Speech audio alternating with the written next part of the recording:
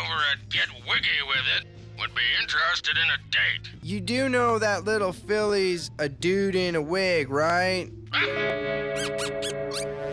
You're kidding. I can't believe how far the second half of the second season of 16 really went. Like, honestly, it is borderline an adult show at a certain point. With characters being full on exposed to each other and betrayals that you would never expect, like Jonesy or Caitlyn even, these characters are unapologetically insane. We do get some of the best comedy that I swear I've ever seen in kids' TV, so definitely a lot of confusing signals from this show on me. So without further ado, let's finish up the second season of 16. And if you like these videos, don't forget to subscribe to Johnny2000 or Johnny Tunes. Let's dive in. Take a little more. I lost 10 gallons of blood once in battle. This girly bag is for girls. Episode 14 is Waiting to Exhale, and honestly, this is a really impressive episode all around. So it's before the malls even open, and Jen and Caitlyn are coming to get in line at Albatross and Fitch. And of course, like, they just have to spend more time at the mall, as if they don't spend enough time here already. Try 6 hours. It's gonna be a long day. I'm Tad, and this is Owen. I'm Caitlyn. I'm Jen. Hey. Hey. Hey. Hey. They get into an argument with Trish, which is Caitlyn's old best friend, and oh my gosh, just more drama ensues. It reminds me of waiting in line for a Nintendo Switch 2. I was outside the store for Best Buy, like, for hours. Caitlyn and Jen find attractive boys in this line as they're waiting. The entire episode takes place just in this line for them. Orange. Fine. We won't have any orange. Fine. Caitlyn's formed relationships with people before, and like sometimes they're short, sometimes they're multiple episodes, but in this instance, it's like one episode, but like over the course of like 20 days. Walking by, and you were staring at her. You were staring at her. See? The girl with the big head saw the whole thing.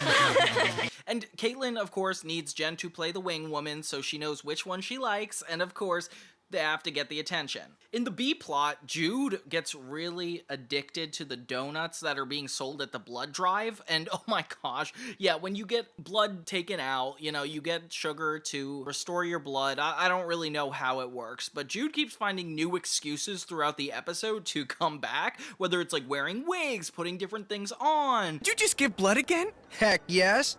These donuts are so good, and they're free. They're not free! You're giving them your blood, dude! Jonesy just has a fear of blood, so multiple times he cannot find himself accepting the needle. He wants to come across to his friends like he's not scared of blood, so he tries his best to get this sticker without necessarily donating the blood, and it doesn't work out super well. And Jude, for some reason, can't even let him borrow a single sticker. I don't know why Jude is being so selfish in this moment.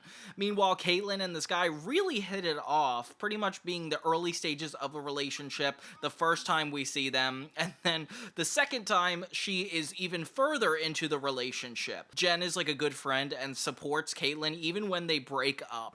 So what are you saying? I think we need to take a break. You mean break up? Yeah. I don't think I'm ready for a serious relationship after all. Jen! Dad broke up with me! They get into an argument about having kids, and like, for some reason, this just is not going well. Jen and her boy don't seem to have too many conflicts, which is so anticlimactic. Jonesy eventually does get over this, and Jude gets super sick. Oh my gosh. Yeah, even though Jonesy had to get tricked into it, he manages to make it work. Mom? Dad? Dude. What happened? You fainted, dude. By the end of the episode, Caitlyn and Nikki kind of make up, even though poor Jen, like, she must be a really good friend at this point. I have a lot of credit for her. And they end up going out with the guys anyway by the end. They end up going out without the guys to celebrate their friendship, which is actually really sweet. I desperately need Caitlyn to learn from her mistakes because I'm so tired of seeing her in and out of relationships constantly and making it everybody else's problem. Specifically in this episode, it goes a little too far. My favorite part, though, is when Jude dresses up as the cop and then Ron confronts him. Like, what in the world? Some punks were trying to steal free donuts. You wouldn't know anything about that, would you? The nerve. Yeah, this one's an interesting one. I just like how creative it is that they're just waiting for a sale for most of the episode. Like, what a clever format. I'm going to put a hex on you. It's a big, free, psychic world out there, sister. This next one really bothers me, especially from Caitlin's point of view. Like, she's been selfish in the past, but this one's going too far. It's called The Hunted. Nikki is at her job at the khaki barn when this really attractive guy hits on her, and she feels like one in a million, even though her and Jonesy are, like, just recently broken up. I guess we're not going to talk about that too much. And yeah, she shows interest in this guy, and I'm here waiting to see if he gets jealous, but that doesn't turn out to be what the episode's even about. That's him, isn't it? Him? Who? Nikki's new crush, Hunter. Ugh. Caitlin wants to give Nikki advice and is like, hey, like, maybe I could ask him out for you, because if he's interested, wouldn't that be awesome? Good idea, Caitlin. You need a wing woman in this mall, huh? I know we already did the fortune teller plot line, but for some reason, Wyatt and Jude bring it back. In the B plot, when Jonesy's ex-stalker tries to call the store with Wayne. This is not, repeat, not the psychic hotline! Man, that's the 14th time today that Lydia chick has called! I'm surrounded by idiots. And yeah, suddenly Jude puts this giant thing on his head, and they start acting like they're predicting the future and telling the future, which is so funny because I'm watching That So Raven. Then people start calling for advice, like Coach Halder or Lydia the stalker. Seize the Sunday marathon, dude. Meanwhile, Jonesy also has a plot where he becomes a neck model. This French photographer comes in and is obsessed with his neck more than they are him, which is so funny that, like, that's his plot, is him being objectified. Maybe, like, it'll make him understand where women are coming from more. I don't know. It's just fair, I guess. Never seen such a perfect neck. Okay, hot Euro chick. Caitlin becomes the worst best friend ever when she tries to ask out this guy on behalf of Nikki, but then ends up falling for him herself. I was gonna ask you. Do you want to grab a bite with me tonight? I'd love to. 7 o'clock, okay? 7's perfect. Hey, didn't you want to ask me something? No. Oh my god, I didn't see that coming, but it did happen. So she doesn't end up telling her that she took a date with this guy. If anything, she tells her that she has the date with him, and honestly, it's so embarrassing because Nikki shows up to the movie theater by herself and she is stood up. Like, nobody shows up. Oh my god, Caitlin. If that wasn't bad enough, she lies to her over the phone only to find out that, hey, Caitlin isn't back going out with this guy. Are you okay? And Caitlin and this guy get along a lot, but, like, I don't think it's worth giving up your best friend for. Like, even over the phone, she has trouble lying about it. So yeah, Caitlin's gone way too far in this episode. Meanwhile, Wyatt and Jude keep answering people over and over again, giving more and more advice, which is so fun. The cards kid you not. And right now, they're telling you to get your eyes checked pronto, dude. Nikki only finds out about Caitlin's wrongdoings by approaching this guy and be like, why did you stand me up? The triplets come to sit at the lemon table for, like, the first time in forever and actually watch Caitlin and Nikki get into a fight, which is so funny. Of course, these are the ones always fighting. So you wouldn't be the kind who stabs one in the back then, huh? Friend drama by the giant lemon. Jonesy gets even more into his neck, which is so random, but okay. We're still waiting on Caitlin to do the right thing, but you know what? He's just such a bad person, going out with more and more different girls. Like, it just seems like he does this to everybody, which actually causes Nikki to want to forgive Caitlin, which I think is letting off a little too easy. I don't think Caitlin's a good person after this, especially since she ends up getting stood up by him. Like, that shouldn't be the reason that they end up reconnecting. But hey, at least Nikki's got a big enough heart to excuse the whole thing. All around, like, definitely push the characters to extreme limits, except for Jonesy, who has a neck this whole episode. I don't know what that's supposed to mean. Why didn't I sign that $1 million neck insurance policy when I had the chance? Excuse me, I have to go drown myself in a toilet. Moral of the story is don't go on dates. Oh, and I guess Coach Halder gets new glasses because of the psychic. That's actually really funny that he takes the advice his psychic gives him. It's like just for a one-off joke, but it is funny. Ah! It's the vampire with the nail gun! Dude, it's me, Jude.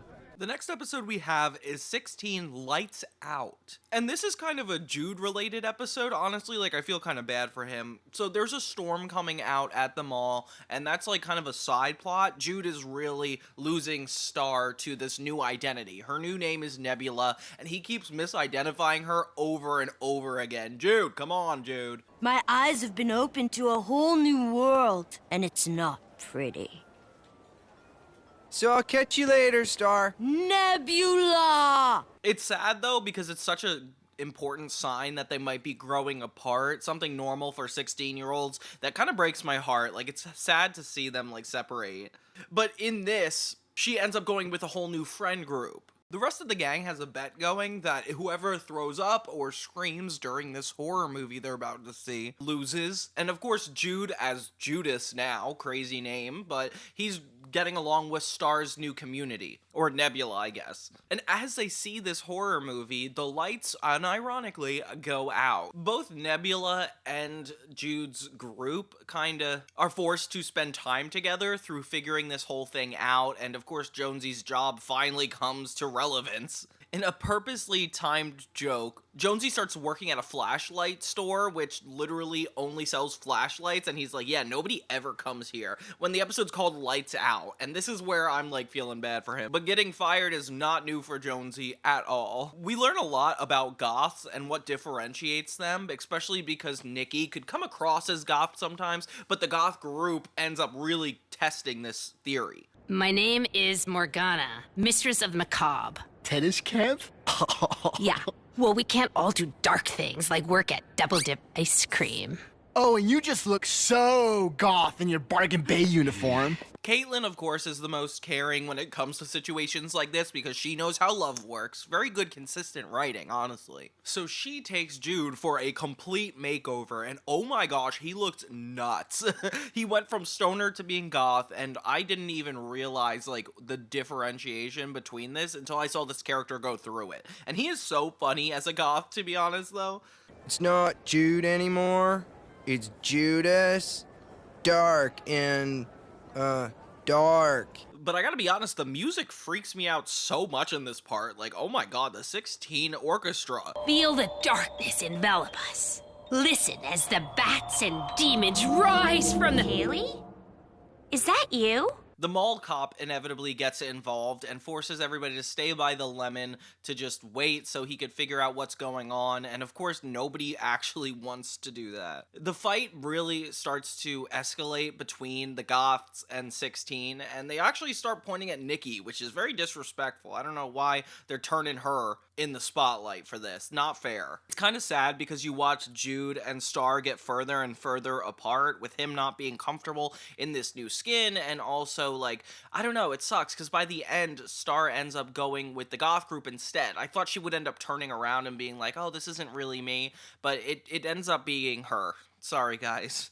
The mall cop helps the most basic customer try to get down from an escalator, but he just can't do it. I don't get how, though. There's no way this guy never got to the second floor. I swear I've seen him in the background.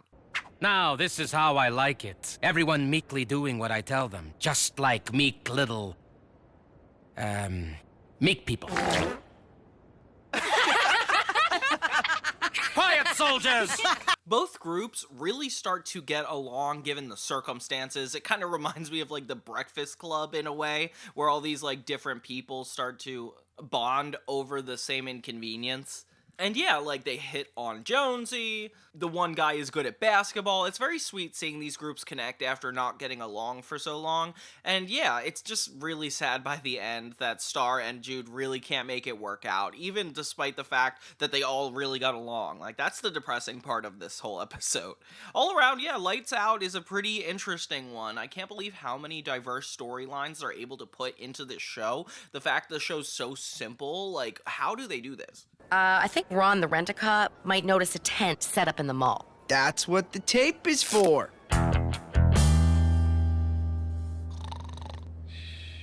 The next episode is called A Ding from Down Under, and honestly, this one is really fun. It starts out with Jude forming a relationship with some random girl over the payphone at the mall. A very interesting plot line, and a funny love story. It reminds me of, like, having long-distance relationships for people you didn't know just because of social media online. God, it was so weird in the 2000s. At least this was like the early 2010s, I feel like. I heard that in Australia, when they flush the toilet, the water spins counterclockwise. Did you know that? Yeah, I live here. It's actually more about Wyatt than anybody, which thank God it's not about Serena. I was beginning to feel really bad for him. He tells the group about his like horrible day, and he got not only his guitar broken, but fired. Yeah, so he has to look for a new job, and this is interesting. I'm curious where this is gonna go. He ends up interviewing at this diner-like area at the mall, which I didn't even realize existed. It's a really cool location, and I hope they keep it. And the boss is like really dismissive, but in a really funny way. Turns out they actually have to sing a lot of their songs. Some people say it's silly to sing for the customers. Do you think it's silly to sing for the customers? No? I do. I think it's silly. We sing for the meat. And this guy believes that singing makes the food better. What? I don't get that. But of course, Wyatt's the perfect person for the job and ends up fitting in really well. Hands in your pockets, in your pockets, in your pants, and all of the staff will do the combo dance. La la la la la la la la. Meanwhile, Jen is suffering at work because Coach Halder and the other employee keep shooting her with paintballs, using her as practice, and I don't know how that's possible. They're the owners of the store, but there's no way they could just make up rules like that, right?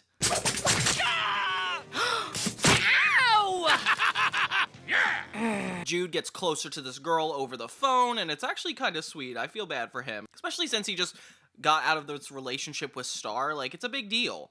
Don't look in his eyes. Too late.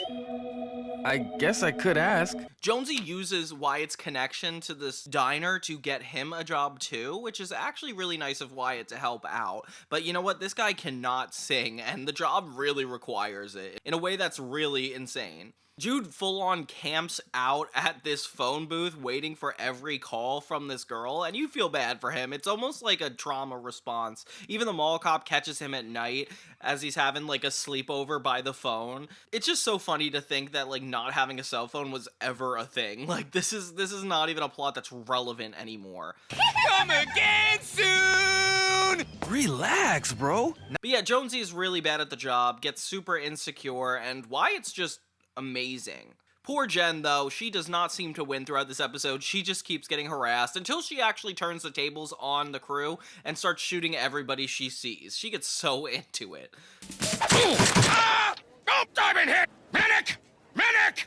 Wyatt ends up having to be the one to fire Jonesy on behalf of the boss, and it seems like it's going to be a big deal, but Jonesy really doesn't care, especially since he's been fired so many times before. I admit, though, I'd be scared that it was my friend. Like, that would break my heart a little bit. Nikki ends up answering the call from Jude's long-distance girlfriend, and she says basically she's breaking up with him, which is so sad because it is just that easy to break up with a long-distance person. Like, you could just turn off the phone. It kind of sucks. He won't mind. It's not like anything really could have happened between us. We're on opposite ends of the world. Do you think you could tell him bye for me? Oh, sure thing. And yeah, so Jude just kind of has to get over it, but he doesn't seem that heartbroken. If anything, it kind of ends pretty quickly. All around, really fun episode, and I just feel bad for Jude constantly. He's going through it this season.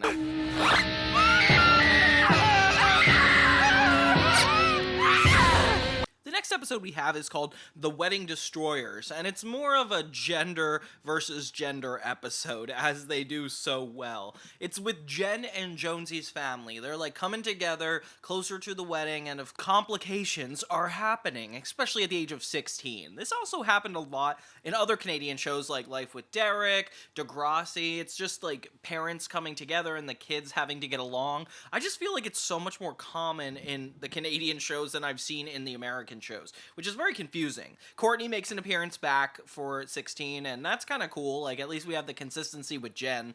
And what the heck does your dad need a stag for anyway? He's been married before. Well, what the heck does your mom need a shower for? It's tradition. Exactly. Yeah, and we get to see her mom for the first time. Also kind of cool. They're getting ready for this whole wedding, and they have to do it side by side with all the boys. And there is a lot of complaining going on. We did not resolve this last time we heard about this. So yeah, of course the girls are on Jen's side, while the boys are on Jonesy's side. Both of them have traditions, but they like to express it in different ways. And I don't know why they said they listen to girl music all night, like as if girl music's different than guy music. Like, we clearly all listen to very similar music. Maybe it was different at the time, but I don't know. In the B-plot, the Khaki Barn girls keep accusing Nikki as stealing. From now on, you carry this into and out of the store with all your belongings in it, so we can see them clearly. You're kidding, right? I wish I was.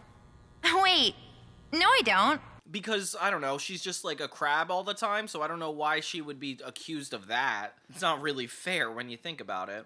Jonesy, we get to see his brothers, which is actually really interesting. Of course, they're little perverts. I wasn't expecting that. They keep trying to see the girls, like, under their skirts, which is kind of accurate to how guys were at that age, being, like, really curious, but it is kind of scary seeing it out loud. Like, you do not get away with that behavior now. So yeah, they're trying on all their stuff, and even find out that the same night they're having, like, the shower and the parties for the events is gonna be at the same venue. Oh my gosh. So yeah, as the wedding creeps closer and closer, things get even more complicated.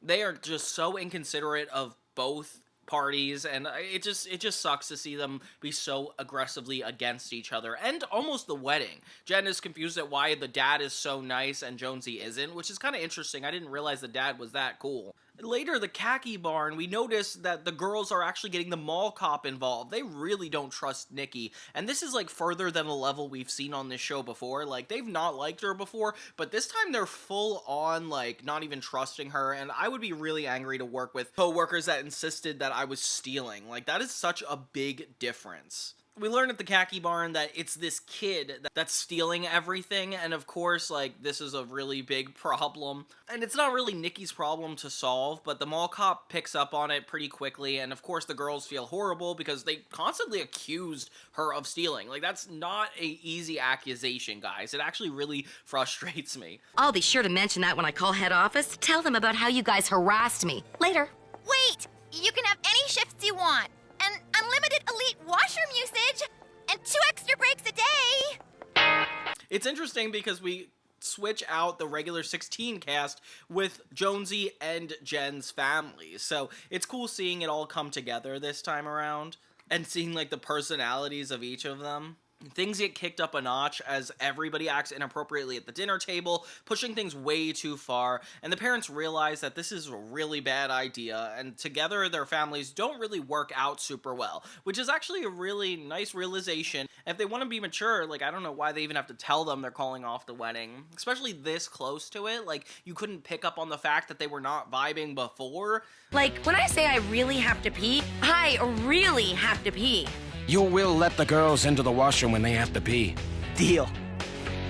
The kids come together and are like, hey, like, please get married. We want you to be happy, and it's all sweet. But hey, they could have just waited 2 years and got married after this. I don't know why that had to be such a big deal. But yeah, they end up getting married by the end. All the genders get along. Congrats. And Jen's dress breaks, and that's kind of how the episode ends. Jen could never get a win at all. We don't even get to see the wedding. We just kind of get like a nice pan view, and then friggin' mall cop Ron was there. I don't know what he's doing there.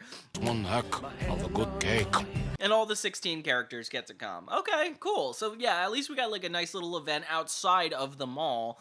Seeing Jen and Jonesy get along again is really sweet. I like that it's not really a love story, it's more platonic, and he has like more of a thing for Nikki. Like, that's a really good consistency point. All around, really fun episode. I like that 16 is really mixing it up, and yeah, they're surprising me with how intricate these plot lines get.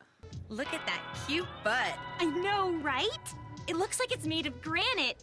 The Lords of Malltown episode is definitely another Caitlyn being a bad person episode, honestly. That's all I could really break it down to. She has a crush on this guy who wears suspenders and a really weird hat. I don't know why he's so attractive to her, but they really share a vibe. Good for them, I guess. The only issue is he comes with his best friend who is really nerdy and not super nice. He doesn't have any redeeming qualities, and it's so funny because, like, Jen keeps getting roped into going on dates with both of them. He's the genius behind such classic comics as Nitro Bob Kicks Butt and Nitro Bob the Man, the Legend. We'd love busy. And yeah, this guy doesn't want to hang out with Caitlyn one-on-one, which I don't understand at all. Like, is that really a good idea? And so, yeah, Caitlyn keeps using Jen over and over again just to get them to go out. And, you know, you think they'll branch off on their own, but they never do. We're here to trash your house! Jonesy tries to keep his job a secret because he becomes the mall janitor, which, yeah, honestly, he's running out of jobs at this point, so I don't see why that's an issue. Does that cleaning guy look familiar to you? Yeah, a little. Nikki tries to help out the two by, like, being like, hey, like, please, like, just work this out, and they come to a compromise where they go on one more date together, and Caitlyn says it's gonna be the last time they ask, but you know what? I don't believe it. In another plot, Wyatt is trying to prove to himself that he's not uptight, but signs keep pointing to him being uptight. Like, even Nikki listens to his song and is like, this sounds like the song of an uptight person. What's wrong with it? Honestly, you're in a rut. Your dumped and heartbroken thing is totally tired. Jen really tries to get along with this guy, but you could tell he is not super cool. Like, it doesn't even seem like she's doing a good thing for him after a certain point. This your woman? Yeah. I mean, no. Caitlyn once again agrees to going on the date with Jen, and I can't believe Jen has to come along every time. She's beyond being a good friend at this point. They finally notice Jonesy and see what he's up to as the janitor, and they just have a field day with it. It is so funny. Jude convinces Wyatt to go down the escalator on a skateboard, which is the craziest thing I've ever thought, but at least that kind of makes it seem like he's not uptight anymore. Oh, Sky's barely been in some of these episodes, so it kind of makes me miss it a lot. In the end, Jen finally has enough and walks out on her date, only for this guy to break up with Caitlyn. Oh wait, no, that's not even what happens. This guy has so much back knee, and she realizes the guy's not worth it, so she just cries. Okay. You broke up with Billy because of a pimple on his back? There were like 20. So you forced me and Carl to sit through 2 double dates to help you hook up with the one, and you go and dump him for a skin condition? So yeah, Jen did all of this for no reason, and I would be super upset if I were her, but at least Caitlyn got something out of it, a bunch of dates that just didn't work out. And I don't think that's a reason not to be together, but okay. Yeah, so the episode kind of concludes with Wyatt singing a song and not being as uptight as he's always been. So that's nice. At least a character is going in a positive direction for once and not being stalked by Serena, which, as you can recall, happened many episodes. For the now, I live for the now. I guess the karma at the end of the episode is Jen reveals that Caitlyn paid for all of these dates and none of the guys did, which, oh my god, that's so frustrating. Like, they went on so many dates, but yeah, it just goes to show, like, Caitlyn being a bad person can only get her so far, and I hate how much they push this character. Like, she has to grow a little bit, right? Poor Jen. All around, really fun episode. At least we got some Jonesy comic again. Want to tell me how rank I smell, huh? I don't care about your job. Can't be any worse than working at the tacky barn.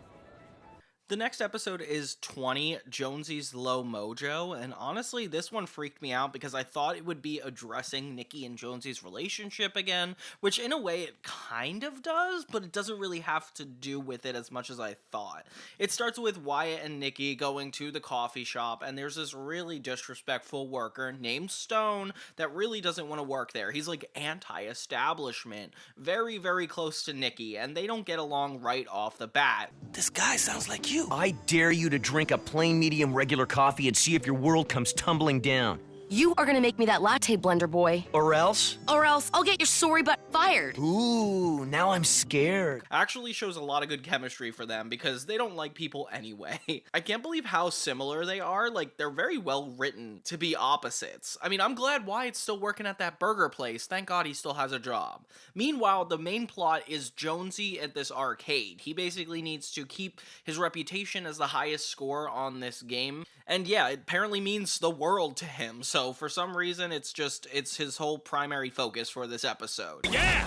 Bring it home to Jonesy! Oh! Did you see that? You're a genius! Jonesy's line. He can't talk right now. What's your name again? Jen? The girls try to go and encourage him, and yeah, they don't really get it, but at least they're supportive. He sees it as like his biggest accomplishment, and for some reason the prize is the ability to use the bathroom in the arcade, which is kind of a genius idea. I wish there was like a way of using any bathroom anywhere, even though it's employees only. That would be kind of a weird system though. Yeah, of course this twerpy kid has to come in. He's like a lot younger with his kitty-like group of friends to actually beat Jonesy's score, which actually freaks him out. He never realized how much it meant to him until he like got it taken away, and it's kind of a huge deal. Shut up, punk! Let's settle this right now. 2-player annihilator, winner takes all. You're on. I can't watch. Me neither, dude. Meanwhile, this guy Stone is just so defiant and is exactly like Nikki is at the khaki barn, but at the coffee place. And her and him just keep butting heads. But there's for sure some tension there. Like, there's very clear attraction. What? Don't tell me the sharpest tongue in the mall has nothing to say. I'm Stone. Nikki. Nice to meet you. So he asks her out, and they're gonna go to a movie later, but Nikki feels really guilty about this and kind of wants to keep it from her friends, not even keeping it from the khaki triplets, which is kind of insane to think about. So yeah, when Jen and Caitlin come by, she tries to act like she still hates him, despite the fact he's showing up to the work now. Nuh-uh. Come on. Nuh-uh. Give it to me. Come on. Are you kidding? Can you see them? What's going on? Oh no. They're fighting already. I knew it. Jen and Caitlin want to keep an eye on Nikki, and when they see that she's with Stone, they realize they have a huge problem with it because they're so similar. It might be bad for her to date somebody that's so much alike her. And honestly, that's a really good plot point because they are so alike, and it's almost jarring to an extent. Meanwhile, Jonesy is getting really insecure that this guy keeps winning and beating his score. At first, he's like joking and like using this puppet squirrel to interfere. Come on!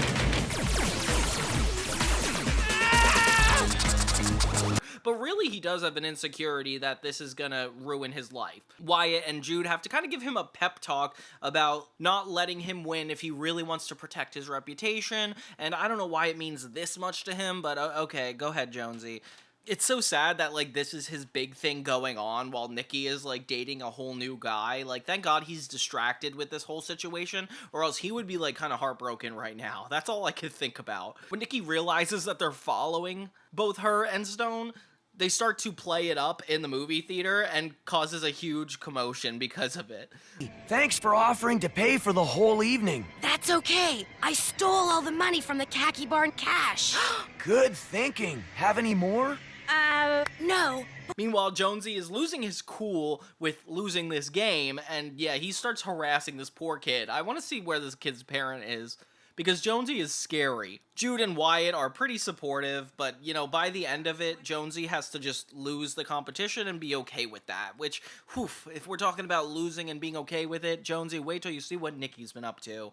Jen and Caitlin finally accept Stone and Nikki's relationship, seeing them as, like, cute together, and it's really sweet. So they end up deciding to go on a date once again, and we learn that Nikki was just trying to keep this a secret so Jonesy didn't find out. And that's actually really sweet because you don't want to, like, upset anybody for no reason. All around, really good episode, and it's crazy how far it got. Particularly the works of the late Middle Apes. I mean, ages. Oops. Sorry about the typo. Laugh out loud. This next episode, I feel like crosses lines that I haven't seen crossed on this show in quite some time. It's called Smarten Up, and in short, it is about Caitlin pretending to be a college student to date a college guy, which is definitely illegal at this point in time. But back then, it was like almost normal to date up. Do you feel your job is colored by society's view of women? Yes! I would love to be viewed by the world in colors that don't have to match lemon yellow. It was definitely like a hard line to play with, especially like if you're in high school. Yeah, that's a complicated situation, but at least they address it here in the most obscure way possible. And I just like the way that they make fun of college kids. It starts out with this videographer and this other college kid at the Lemon trying to record Caitlyn, like kind of man on the street style, which is very progressive, especially since we do that now on TikTok. And she has a huge crush on him, and they ask her like what's her major, and she's just like doesn't know what to say because she's clearly 16. Like she is not old enough for this relationship. Nikki, laugh all you want, but I know I can pull this off. Yeah, except I'm over here. So she starts to change her whole personality to fit this guy, which feels like Caitlyn's storyline all the time. So yeah, she just puts on glasses and a nice blazer, and I guess that's enough to convince somebody you're going to college. This becomes Jen and Nikki's objective to help her come across as more college student-like, which, how are you gonna do that? This clearly is not helpful. I just returned from the student rally. Go team! Great. Jonesy's plotline this episode is that he's taking care of the elderly. It's the new easiest job ever. Oh my god, Jonesy should have a YouTube channel preaching how to make money quick. I feel like that would be perfect for him. And yeah, so he's just walking around with old people all day, and somehow this comes into the plot. We have to go now, Granny. Your bunions start expanding at this time of day. The college guy really does have a crush on Caitlyn, so it actually kind of works out for quite some time until he wants to meet her friends. Oh my god, of course. So she has to ask all of her friends to act like college students. And of course, they're all gonna lie right on the spot, which some are good at lying and some are not, which is always good for some comedy. So, what's your major? Oh, she's in astrology. Astrology? Don't you mean astronomy? Astrology, astronomy, who cares about one little letter? I just like the way it satirizes like going to college and like how aggressive you would be at that age, and it's like not necessarily like you're mature, and they don't treat the characters like they're mature, so it's actually really funny the way it plays out. In the meantime, Jude has an obsession with caffeine and is drinking as many coffees as humanly possible, with Wyatt, you know, mentoring him, making sure he doesn't do that. Kind of feels like an AA related episode where he has like an alcoholic problem. I don't know why. Ow! Thanks. Ow! Thanks. Ow! Thanks. Ow! Thanks. Ow! Thanks. Ow! It's just funny to see Jude like super wired like this, like he was in the first season with the Jen episode. Yeah, that was fun. Seeing all the friends try to lie and act like they're in college is so funny because they are just so not good at it. Like, having been gone to college since I've seen this show, it's a lot more reminiscent of what it is like to be 16 and assuming what college is like versus actually being in college. And yeah, they're just like not good at lying. I think she's gonna have a baby! That's okay. Jonesy here is a fifth-year gynecology student. So this guy does fall for Caitlyn, and they almost form a full-on relationship, despite the fact he does not know her actual age, and it really doesn't come up. Like, they're trying to avoid this at all costs. And Caitlyn promises they only have to lie about this once, but then it ends up getting more and more complicated, with all of them still hanging out and everybody having to lie about it. Oh my gosh. Jonesy somehow makes this elderly person walking around have to do with his major, and it's not even relevant. Like, I don't even believe him for 1 second. Holy man! I don't believe this.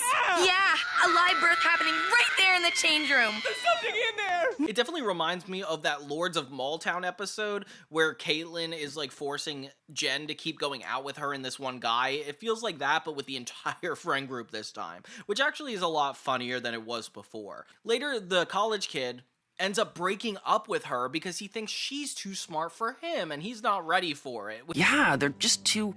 To what? serious. I mean, they're going on archaeological digs in Peru and delivering babies in submarines. Of course, that like is the opposite of what she wanted. I'm surprised she didn't end up telling him the truth by the end. If I were him, I'd be really freaked out. He just ends up going out with the girl from the khaki barn, which is insane because that means she also lied about being from college, which, how in the world are all these girls lying about their age to those older people? Like, what a crazy time to be alive in the 2000s. But yeah, all around, I was kind of worried about her the whole time, hoping she didn't get hurt or in, like, a complicated situation. But, you know, moral of the story is they didn't. Everything ended up okay, and it was just a crazy episode going way too far. Another rule, no kissing in the store. There's no rule like that here, Jude. Oh, I'm pretty sure there is, dude. The next episode is called Dirty Work. And this is interesting because I've never seen an episode try to do this, so I'm actually really curious how they were so successful with it. It's basically Jonesy getting hired to do everybody's dirty work. For the low price of just $5, I will break whatever bad news needs to be broken any place, anytime. You mean you're gonna do everyone's dirty work for them? It starts out with Jude, and he has this stalker that just wants to go out with him. Or no, they're dating, and he wants to break up with her, but she won't let him, essentially. So he goes to Jonesy as if he's like a therapist, which is a really funny bit. Instead of learning how to confront girls, he's like, let me just pay you to break up with her for me, okay? If she's not letting him break up with her, obviously he has to do something about it eventually. You're finished. Finito. Kaput. Done like dinner. See ya. So Jonesy gets super hyped because this is like a genius idea on his part, and I don't know why he has the courage to just tell people horrible news. Like, he's gonna make a lot of enemies, as Wyatt points out. In the B plot, Caitlin gets a really bad tan. Oh my god. This is feeling like cultural appropriation, like, so hard. Jonesy realizes that Nikki's dating somebody else. It's like first publicly acknowledged without like a formal like recognition of it. Dude, 1980 called and it wants its hairdo back. Hey, so weak. So I'm a little confused, but whatever. Yeah, Jonesy is just upset, and you could tell it bothers him, especially since, like, when they broke up, he was pretty depressed after it. Like, he didn't clearly want that to happen. Meanwhile, there's this giant, like, group of biker chicks that keep taking everybody's stuff, and everybody's too afraid to go up and confront them and get their stuff back, so it's like this consistent running gag that people are too afraid of them. So for some reason, Trisha gets involved in Caitlin's subplot, where she tells her about Smash Face, and yeah, she also gets this really harsh tan, and they both start breaking out into pimples. Oh my gosh. So it's more of a journey to fix their skin. Give me back my fries. I'm serious, man. Hey, I don't care if you're fat, dude. Talk to your mom. Big plot twist happens when Nikki's boyfriend asks Jonesy, oh my gosh, to do his dirty work and break up with Nikki for him. How much do you charge, dude? $5? Awesome. Tell Nikki that it's over and that I'm really sorry. You want me to dump Nikki for you? Oh my god, this is actually really insane. I love this plot. It's so intense. So he agrees to do this at first, and, you know, he gives it a good attempt, actually trying to confront it, but he's, like, worried it comes across as, like, jealous or, like, insane, because obviously he's the ex-boyfriend. This is not gonna come over well. He actually gets, like, super depressed and realizes, like, the moral issues with what he's been doing in general, like, playing with people's feelings. It's like some bad mojo. Of course, classic Caitlin is hiding from everybody now because she has the tan she doesn't want, and of course this is like worth hiding for, so you can't really find her for most of the rest of the episode. Please tell me it worked. Please tell me it worked. My skin looks exactly the same! No, all fine wrinkle lines around eyes are gone. Wrinkles? I am 16 years old! I came here for my zits! Jen inevitably ends up helping the biker chick situation by going over and confronting them and actually getting everybody's stuff back, which is really sweet. It just feels like such a side plot to be in this episode. I feel good for her because it like almost gets her confidence back, especially since in the workplace she really doesn't have control over what goes on. Not because of her fault, it's more so Coldholder is like such a bully. Hey, escalator girls! Put that kid down and give me back my keys! Now! Now the keys!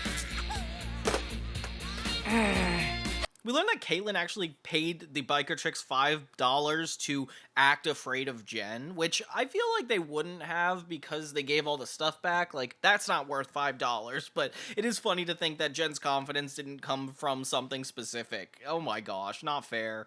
Yeah, in the end, Jonesy decides not to go through with it. He stands up to this guy and he's like, I can't do this for you, which actually is a huge turning point for his character. In fact, you know what? I'll save you the trouble. Jonesy, you're fired. And yeah, this guy goes crazy, and you start to understand why, like, he's not going to work out with Nikki. She, like, dodged a bullet here. So he breaks up with her and even tells her that he wanted Jonesy to do this, which is insane that he even admitted that. Doesn't that, like, make you look worse, man? Like, I can't even believe he had to say that. So yeah, Jonesy and Nikki have a moment where he gets to comfort her, and I'm glad that we're working back toward a relationship. I feel like these are a really good couple out of all the shows that revolve around, like, 5 or 6 friends that there's, like, a love story within. Like, Jonesy and Nikki are definitely one of the better ones. Very Ross and Rachel of the whole situation, which, by the way, don't talk to me about Friends. I don't like that show. I'm not getting into it, but these are my friends, the 16 cast. So yeah, all around good episode, a lot of character development. I can't believe how much they fit in such a short amount of time, and I like that they got to build up Nikki's crush on this guy Stone, but then like had this full-on like turnaround with his character. It's so realistic, it's really admirable. Otherwise...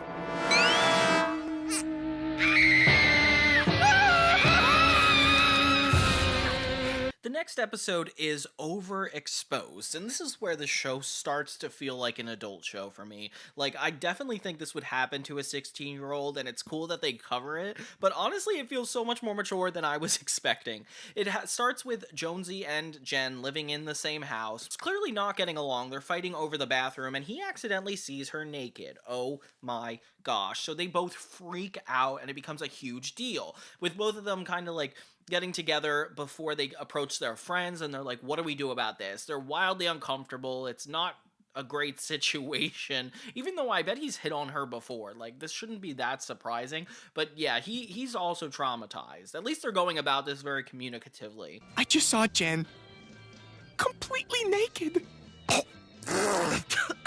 Our Jen? Jen, your stepsister Jen? Yes, Jen, our Jen! In the B plot, Nikki learns that Christy is actually leaving the khaki barn, which is a huge deal, especially for the other girls. They don't even process it. It's so funny. They don't even like consider that she could be quitting. Which means I'm leaving the barn. Okay. But yeah, by the end, they end up in tears. Jonesy goes to approach Jude and Wyatt about his whole situation, and he's in a horrible mood. He doesn't know what to do. All he knows is he can't tell Jude and Wyatt, and of course he does immediately. It's horrible. Jude, for some reason, is the king of this whole situation. He's like, just picture fries and a burger, just to like, every time he visualizes it, just to like fix the situation. It's so funny to think that even helps. The ice cream cone morphed into Jen naked. I can't get the picture out of my head. Maybe just stick to burgers then. She comes clean to Nikki and Caitlin, and of course Nikki's like, why is this a big deal? Like, I feel like she's flashed people before, which it's true. That's happened in other episodes. Remember my thumbnail for the second half of this first season? Yeah, that we talked about that. She starts hyperventilating, and her friends really come through for her, and honestly, like, I feel like the situation is so serious in a way that, like, you wouldn't expect it to be, and that's actually really nice that they're giving this some serious attention. Meanwhile, the two twins at the khaki barn start having trouble, like, finding their individuality, so they start copying Nikki, of all people, and they, like, look to her for approval, like, if they're rude enough, and of course, Nikki is taking this power to her head. Kirsten! Check out Hostess Girl. Hey, Hostess Girl, nice uniform. Yeah, is there a funeral in town? Wow, they're really good at coming up with new plots for these episodes. Later, when the group comes together again for the first time, it becomes super awkward between all of them, breaking the gender norms immediately. And this is really real to life. Nobody can look each other in the eye because they just don't understand what they're supposed to do in a situation like this. Guess what Daddy brought home from the salt mines? VIP passes to the Soft Rock Cafe opening party. Jonesy ends up bringing out tickets to a show that his new job is hosting, and when Jen wants a ticket, he can't even look her in the eye. Oh my gosh, this is getting so dramatic so quickly. So yeah, everybody is completely wired and doesn't know what to do. I've never felt more bad for Jen than any other time in the series. Like, this is horrible, and she's really reacting to it in, like, a negative way, like, showing how traumatized she is. Oh, gosh, poor Jen. Like, she doesn't deserve this, especially since it's just an awkward miscommunication. Like, nobody really wanted this to happen. It's just, it's all around a bad vibe. That's easy for you to say. He didn't see your bod. Okay, let's get to the root of what's really bugging you here. Is it that he saw your bits and pieces? Hey! Or that he's gotten to see more of you than you've seen of him? Jude ends up going out of his way to get a job at Wyatt's job just so that way he could eat the food that he throws out just to not waste it, which kind of reminds me of like being told that Dunkin' Donuts throws out the donuts, so you try to go to the store so that you can get the free donuts. Yeah, I used to work at Insomnia Cookies and I got their cookies for free, so that was a good gig. It's so funny that this is even coming up in an episode that really doesn't cover this at all. Like, this is clearly not the priority of what she's going through right now, guys. What if I start to picture her naked too? But you haven't seen her naked. I have a pretty good imagination.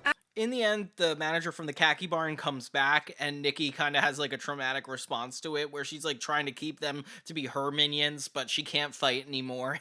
It's too late. She had her power trip, and it's over. So in the end, Nikki is like, okay, maybe this is just a competitive thing, which is a really good connection, considering that Jen is more bothered by competition than necessarily the embarrassment of it all. So she's like, we need to see Jonesy naked. And I'm like, oh my god, there's a reason this was not on Cartoon Network, and I can completely see why now. Besides, I just saw a picture of you naked, so now we're kind of even. Well, that's great. What? Hey, wait a minute! So later we find out that she has seen it, but we don't really know how that happened, and Jonesy is really insecure about it. So it turns out that they just found a baby picture of him. And honestly, that's such a funny, like, retaliation arc for this whole episode. At least it makes Jen feel better, and everybody's even. Maybe we don't have to go into this any further. The fact that they're brother and sister. Yeah, all around really crazy episode. It's embarrassingly relatable, and that's just something I feel like is the best theme for 16 and what they do seriously well. Last night, he tied every pair of my underwear together and strung them up over the hydro pole. Ah! My tampons! Robbie, put those away right now!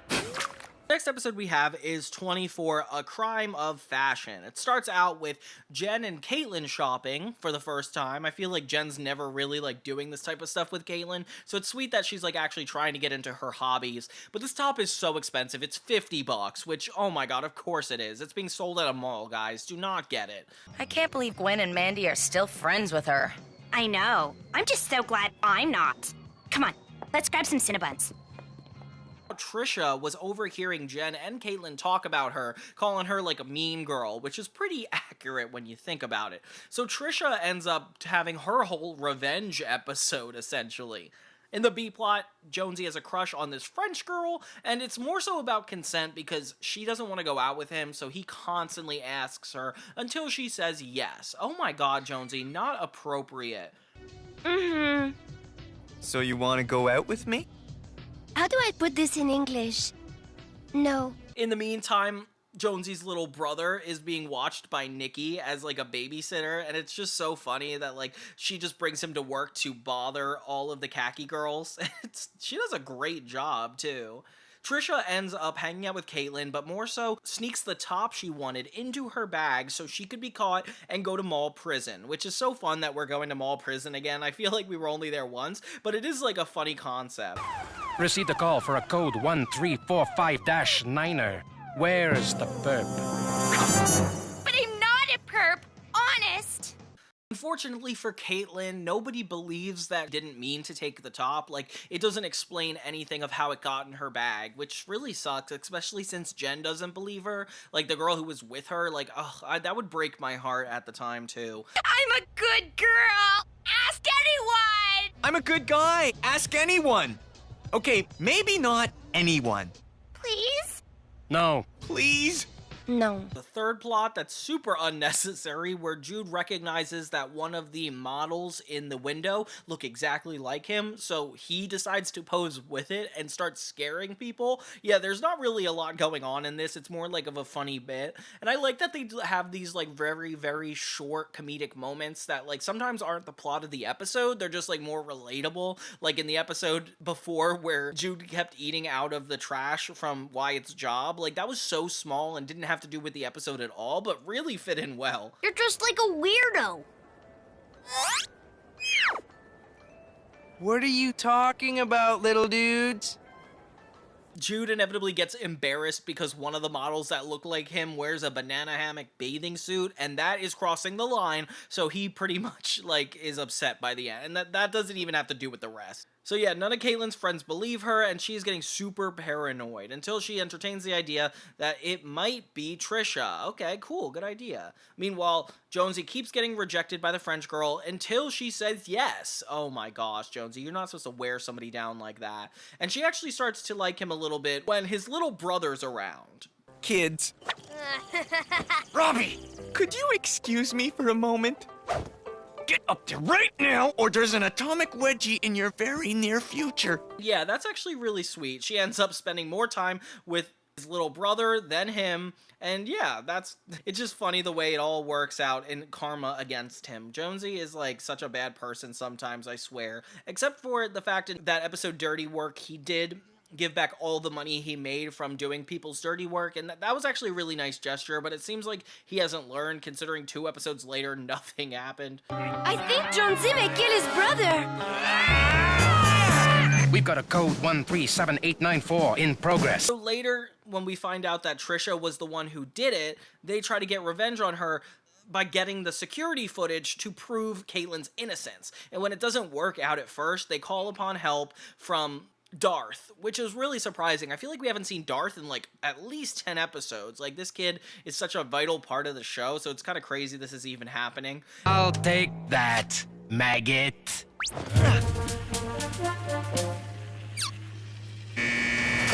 And yeah, so they end up getting the footage, and the mall cop is able to put the blame onto Trisha. So yeah, Trisha loses this episode. Good for Caitlin. And yeah, that's just how it kind of ends. With Jonesy pretty angry that the girl didn't end up going with him, but his little brother.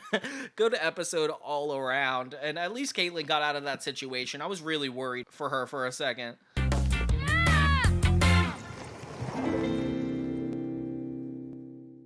The next episode is 25, Spring Fling, and it's the first time I feel like they're having like a formal dance-related episode. Like, they're not necessarily going to the dance, but it's about a dance, and I'm surprised how long it took to get to this point. Like, it's literally a show about 16-year-olds. Make eye contact first. Hey! It starts off with Trisha, Caitlin's ex-friend, advocating for herself for the Spring Queen, which I didn't even realize was a thing. The side plot is that Caitlin got a really ugly haircut, which, yeah, it is a little uncomfortable to look at, but hey, it's not that bad. Nikki ends up being so resentful of this dance, she doesn't want to talk about it, she doesn't want anything to do with it, until Caitlin and Jen convince her that maybe it might be in her best interest to run for Spring Queen too. Oh my gosh. So yeah, Nikki just does this in exchange for everybody listening to whatever she has to say. Like, of course, if she was Spring Queen, that would happen. So she gets advice and gets coached by everybody to come across as appealing and popular, which, oh my god, I didn't expect Nikki to go for something like this. We'd have to go with Trisha. She's got better cleavage. Anything I can do to change your minds? Not unless you can grow boobs. In the B-plot, we learn that Jen is actually the chair of the dance committee. So we got a new character that has to do with their school, and she's like, are you worried about delegating responsibilities to other people? And it turns out we see her controlling side, that she really doesn't want to do stuff like this, which is insane. Trisha goes full on evil and starts hitting on Jonesy of all people, which, that is not good, especially considering Nikki is running. And she proves the point that, like, if he dates her, that she'll be distracted from Spring Queen. Oh my god, wait, so it almost is in his best interest? Please don't go for it. This new girl turns out to be Wyatt's new girlfriend, which I was not expecting at all. I mean, good for him, at least he's over Serena, but still. You shouldn't feel bad, Jen. Everyone has their weaknesses. I am not weak. Sorry, man. Jonesy, you're hired again. Awesome. Oh my gosh, so now Wyatt's girlfriend and Jen get into a full-on argument, which is insane. And they don't like each other, which I was not expecting. Nikki has like a full change of wardrobe and she is just getting ready for the dance. She is committed to trying to win. Bad? I'm gonna... Nikki, never deter a guy from appreciating you. Which makes me feel extra bad that Trisha is literally blackmailing Jonesy. He does not want to be in this relationship, and she is like forcing him to do it, like kissing him at unexpected moments, and it's really not a good look. So Wyatt's girlfriend just starts overanalyzing everybody, which really bothers me. It's so rude. Like Caitlin, for example, she's like, you just want everybody's approval, and it's very frustrating. You are so fired, Jonesy. You may be displacing your disappointment with your own behavior onto Jonesy. What? No, I'm not. When they find out that Jonesy is with Trisha, which Jen finds out, it is a huge deal with everybody getting a little bit furious with him, which I agree with. That's definitely fair. So everybody feels betrayed by Jonesy, which you could imagine is a problem. So Jonesy actually retaliates and switches out Trisha's speech to make her seem like the worst person ever. And honestly, it does sound like something she would have written. Like, I would have definitely believed it was her own speech. I just want to say that you'd have to be crazy to pick someone like Nikki over me. I mean, she doesn't even wear skirts. But at least Jonesy kind of got his confidence back from his friends, because he really needed to earn that back. Like, getting caught with Trish was such an issue. Of course, Caitlin had Nikki stuff her bra, which was super unnecessary, but it is funny watching her be, like, the pageant mom type character for Nikki. Like, it's very sweet. I just feel bad for Nikki seeing, like, Jonesy go out with Trisha, even though, like, it wasn't really consensual, and he didn't really want to have to do with it. It just got messy so quick. All around, like, it's really fun to have an episode that is like centered around the dance, but not necessarily having the dance be a part of it. Like, they're so good at writing around all these major moments in a way that doesn't make you feel like you're left out of the situation. Oh, and you don't have to vote for me, but if you do, I'm still not gonna dance in stupid heels. This is me, take it or leave it. Thanks. We love Trish! By the end, Nikki drops all the stuff she was like prepping for this whole spring fling and just comes back dressed as herself, gives a really honest speech, and gets everybody's attention, which is actually a really nice ending. Nikki and Jonesy even have a moment where Jonesy is like, you're definitely hotter than her, which I think is supposed to be sweet. I don't know if that's fair to say, but yeah, it's a really nice moment, and I think that there's still hope for these two as a couple, which I'm rooting for them. This is fun. Plus, for the record, you're way hotter.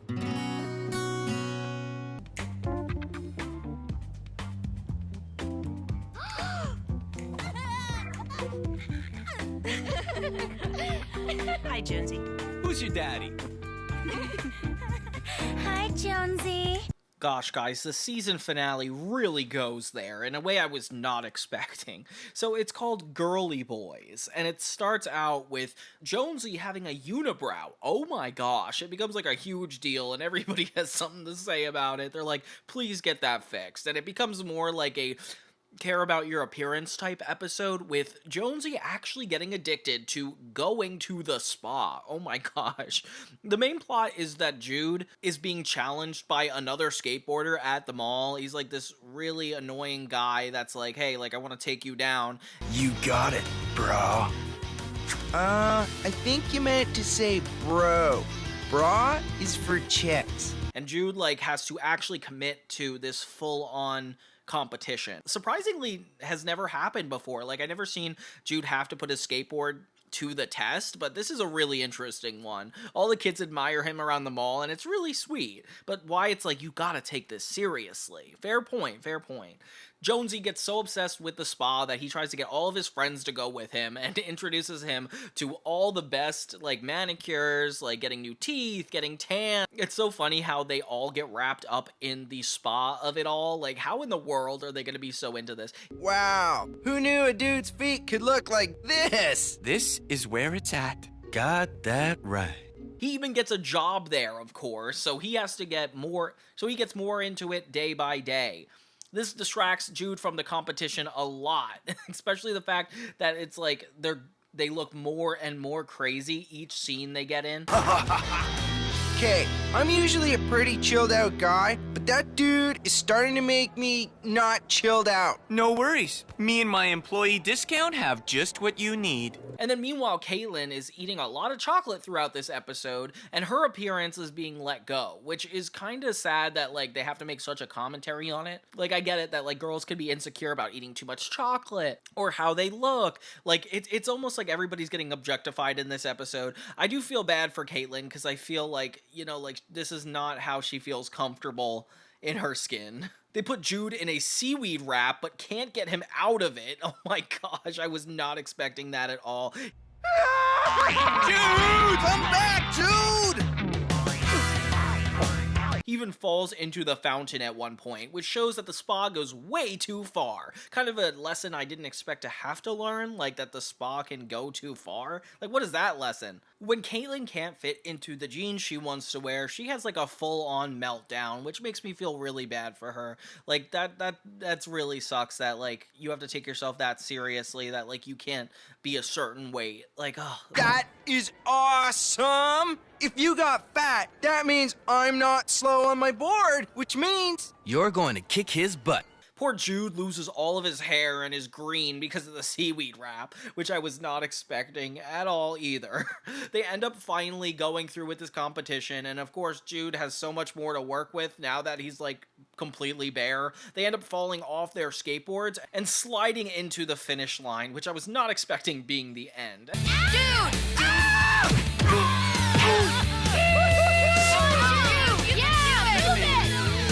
And I kind of like Wyatt's hair. His looks cool. The rest look like really psychotic. All around, good way to finish off the season. I love that, like, there's a whole spa section of them all, too. Like, how many places does this place have? I would love to know if it was based off, like, a real mall. Like, that would be interesting. Jonesy's plot lines just get more and more cool. I like that the relationship with him and Nikki throughout these episodes really, like, strengthens, despite the fact that they're not together. Like, it's like how they work together as friends. Caitlin, obviously, has gone through a lot, especially with her appearance and, like, her morals getting, like, very, like, twisted. She, like, chooses the wrong thing a lot, especially in this final episode. And yeah, poor Jen, uptight, always has to be poked at for having these competitive skills. But you know what? They just keep coming back up, and she's just getting used to her new family with Jonesy. Oh gosh, that's such a weird dynamic, her and Jonesy being in the same house. But at least it makes a way for like a lot of really funny stories, like them seeing each other naked. Like, why did that even have to happen? All around fun season. I had a lot of fun jumping back into this with all the characters. I feel like they do such a good job at varying the situations up a lot. Thank you guys so much for watching. This is Johnny 2000 signing off.